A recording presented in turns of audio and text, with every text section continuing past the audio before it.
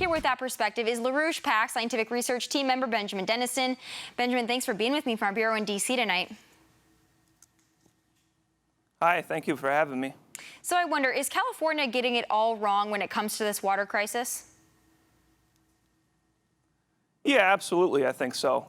The main idea that we've run out of supplies and we need to impose this restriction policy is just nuts. It's not needed. There are other options to bring water to the state, and my organization for many years has been campaigning on policies to increase the water supply. So on the one side, this isn't a new crisis. We knew this was coming. Other people knew this was coming. You know, for decades, it's been known that California and the Southwest generally needs more water.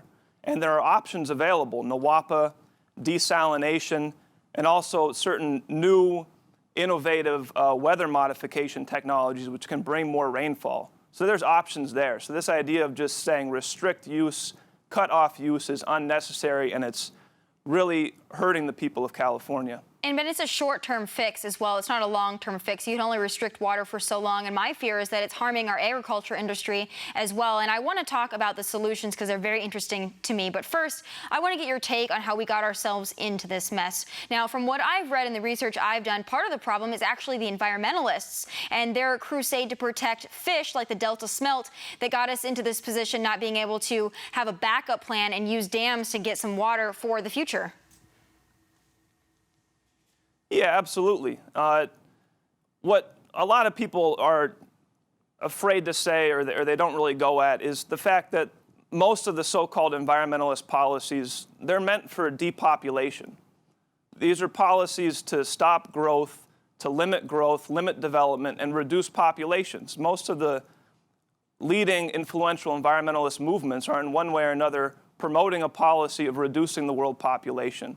You see this most clearly in things like the British royal family, the people who created the World Wildlife Fund, people like the current advisor to the Pope, John Schellenhuber, who is a key collaborator of the British royal family and others in promoting this whole climate change fraud, and was a major factor in getting the Pope to go along with this whole green perspective and the climate change perspective in this new encyclical.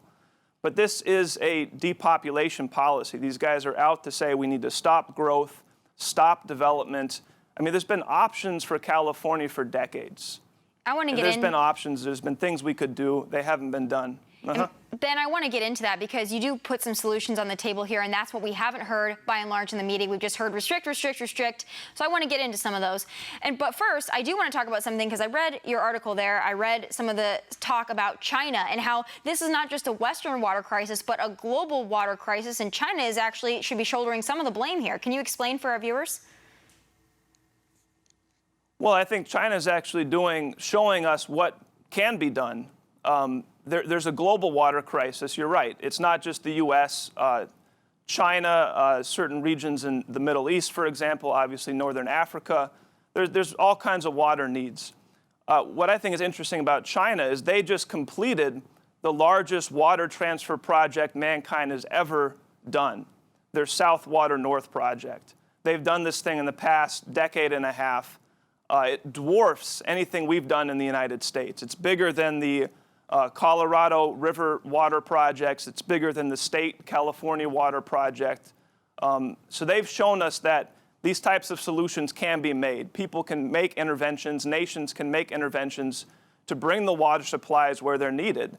I think what you see in China is actually the right kind of action in terms of bringing water where they need water, and it exemplifies what we could be doing, but we're not doing. And part of it is because of the environmental concerns. Of course, we know China doesn't worry about that so much. They're more forward-thinking in that they're going to do what they need to do to conserve their water and to have water for future generations. I think there's a good balance we can meet here. But I want to go into some of the solutions that would be right for California, right for the United States. So let's talk about those. In your opinion, what is the single best thing we could be doing right now to have water for our future? I think we need to pursue all available options. Desalination exists, the technology exists, it's improving. You have the biggest ocean in the entire world right off the coast of California. There's plenty of water. The key with desalination is actually increasing our energy supply, developing nuclear power, getting a higher energy flux density, a higher energy available per capita to provide water supplies. I think in the long term, you have something like Nawapa, where we have an immense excess of freshwater runoff in the northwestern regions of the continent. The water runoff there is above average for the entire continent.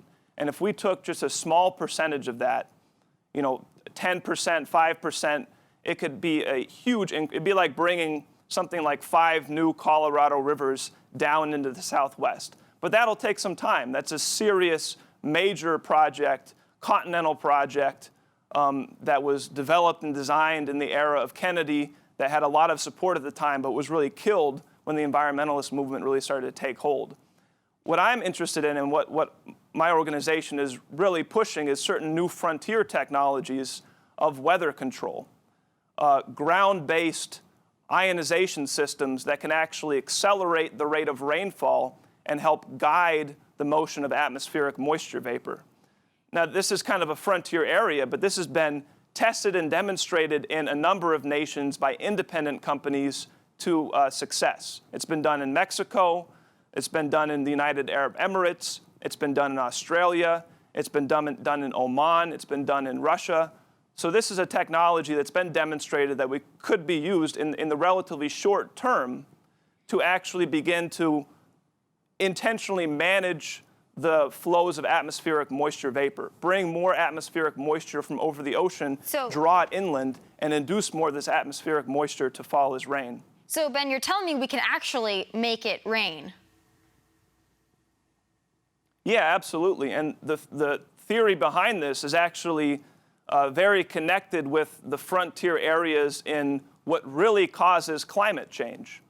It's a very interesting, Ben, I do have to wrap, but it is a very interesting perspective. I want to have you back because I want to explain this to the American people. I'm sure there's going to be a little bit of pushback when we're talking about monkeying with the weather, but you're right. It's a great idea to start talking about. Let's start the conversation on that one. I invite you back anytime because I think the American people, you have their attention now. Thanks for being with me tonight.